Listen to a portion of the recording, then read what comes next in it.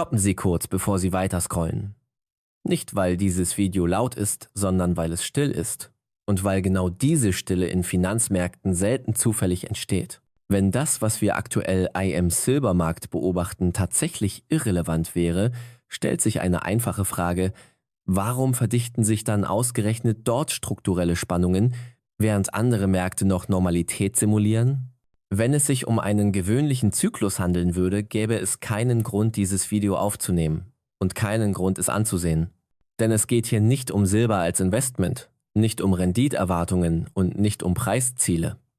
Silber ist lediglich der Ort, an dem etwas sichtbar wird, das in vielen anderen Märkten noch verdeckt bleibt. Die meisten Marktteilnehmer reagieren in solchen Phasen reflexartig. Sie beobachten Preise, analysieren kurzfristige Bewegungen und suchen nach Signalen in Charts. Das ist bequem, verfehlt jedoch den Kern. Märkte kollabieren nicht wegen Preisen, Preise reagieren. Märkte geraten dann unter Druck, wenn Strukturen beginnen, gegeneinander zu arbeiten. Was sich aktuell aufbaut, ist kein einzelnes Ereignis, sondern ein Zustand. Ein Zustand, in dem Zeit, Verfügbarkeit und Verpflichtungen nicht mehr synchron verlaufen. Solche Zustände entstehen schleichend, oft unspektakulär und meist unterhalb der öffentlichen Wahrnehmung. Genau deshalb werden sie häufig unterschätzt. Ein Großteil der gängigen Analysen basiert auf der Annahme, dass Märkte immer ausreichend Zeit haben, um Ungleichgewichte auszugleichen. Doch Zeit ist kein theoretisches Konzept, sondern ein operativer Faktor. Abrechnungsperioden enden, Lieferfristen laufen aus und Verträge werden fällig. Diese Prozesse pausieren nicht, nur weil ein Markt angespannt ist. Der Silbermarkt ist dabei kein homogener Raum. Es existiert kein einheitliches Silber. Es gibt physisches Silber mit sofortiger Verfügbarkeit, Silber mit Lieferverzögerung, industriell gebundenes Silber und Silber, das ausschließlich auf Bilanzen existiert. In ruhigen Phasen wirkt diese Unterscheidung akademisch. In angespannten Phasen entscheidet sie darüber, was real verfügbar ist und was lediglich buchhalterisch existiert. In diesem Umfeld beginnt sich der Fokus zu verschieben. In stabilen Märkten diskutiert man Preise, in gestressten Märkten diskutiert man Zugang. Wer erhält Material, wann und unter welchen Bedingungen? Diese Fragen rücken zunehmend in den Vordergrund. Lieferfenster werden enger, Bedingungen selektiver und Prioritäten klarer. Das ist kein Alarmismus, sondern typisches Verhalten von Märkten unter strukturellem Druck. Papiermärkte funktionieren nur unter einer zentralen Voraussetzung, dass nicht alle Verpflichtungen gleichzeitig eingefordert werden. Positionen werden eingegangen in der Erwartung, dass sie bei Fälligkeit problemlos bedient werden können. Doch Verpflichtungen sind keine Erwartungen, sie lassen sich nicht verschieben. Wenn mehrere Akteure gleichzeitig beginnen, Risiken zu reduzieren oder Absicherung einzufordern, entsteht kein Chaos, sondern Zwang. Und Zwang ist einem Finanzsystem gefährlicher als jede Panik. Ein dabei häufig unterschätzter Faktor ist Zeitdruck. Volatilität ist sichtbar, Zeitdruck nicht. Doch Zeitdruck erzwingt Entscheidungen. Kalender verhandeln nicht. Wenn Angebot kurzfristig nicht reagieren kann, reagiert der Markt nicht emotional, sondern strukturell. Silber ist ein physischer Rohstoff. Die Angebotsseite ist träge. Fördermengen lassen sich nicht kurzfristig erhöhen. Produktionsprozesse haben Vorlaufzeiten. Es existiert kein elastischer Puffer. Zusätzlicher Bedarf konkurriert nicht mit der Zukunft, sondern mit der Gegenwart. Und diese Gegenwart ist begrenzt.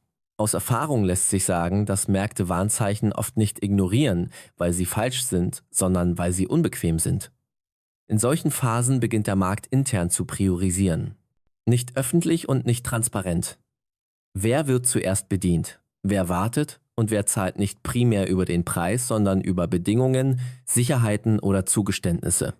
Diese Entscheidungen folgen keiner Moral, keinem Narrativ und keiner politischen Logik. Sie folgen reiner Notwendigkeit. Viele Beobachter warten auf ein klares Signal, einen Ausbruch, einen Crash oder eine Schlagzeile. Doch solche Signale erscheinen fast immer am Ende eines Prozesses, nicht am Anfang. Das eigentliche Signal ist unspektakulär, aber eindeutig.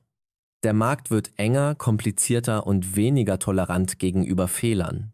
Irgendwann kippt jede Struktur nicht wegen eines einzelnen Ereignisses, sondern weil Zeit zur dominanten Variable wird. Ab diesem Punkt lautet die zentrale Frage nicht mehr, was sinnvoll wäre, sondern was operativ überhaupt noch möglich ist. Silber reagiert in solchen Phasen häufig früher als andere Märkte. Nicht, weil es wichtiger ist, sondern weil es weniger Puffer besitzt, weniger Flexibilität und weniger Zeit. Genau deshalb fungiert es immer wieder als Frühindikator für strukturelle Spannungen. Je länger ein solcher Zustand anhält, desto klarer wird die Trennlinie. Nicht zwischen Gewinnern und Verlierern, sondern zwischen Akteuren mit Optionen und Akteuren mit Verpflichtungen. Verpflichtungen haben keinen Preis, sie haben ein Fälligkeitsdatum. In unsicheren Zeiten suchen Menschen nach einfachen Erklärungen, klaren Geschichten und Schuldigen. Doch Märkte reagieren nicht auf Narrative, sie reagieren auf Zwänge. Und Zwänge benötigen keine Zustimmung. Wenn sich der Preis schließlich deutlich bewegt, ist das Entscheidende meist bereits passiert. Entscheidungen wurden getroffen, Strukturen haben reagiert und Zwänge sind wirksam geworden. Der Preis erzählt dann keine Zukunft mehr, sondern dokumentiert eine Vergangenheit. Noch einmal. Es geht hier nicht um Silber als Empfehlung. Silber ist ein Beobachtungspunkt, ein Marktsegment, in dem strukturelle Spannungen früher sichtbar werden als anderswo. Wer ausschließlich auf den Preis schaut, verpasst den größeren Kontext. Vielleicht stabilisiert sich die Situation. Das ist möglich. Aber ein Markt, in dem Zeit, Zugang und Verpflichtungen beginnen, gegeneinander zu arbeiten, ist kein Markt, den man ignorieren sollte. Die entscheidende Frage ist nicht, ob etwas passiert. Die entscheidende Frage ist, wer überrascht sein wird, wenn es passiert.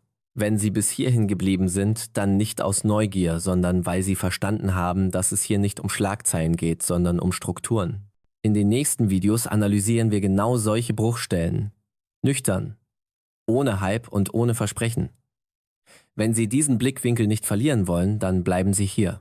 Hinweis: Dieses Video stellt keine Anlageberatung und keine Handlungsempfehlung dar. Es dient ausschließlich der Einordnung makroökonomischer und marktstruktureller Zusammenhänge. Jeder handelt eigenverantwortlich.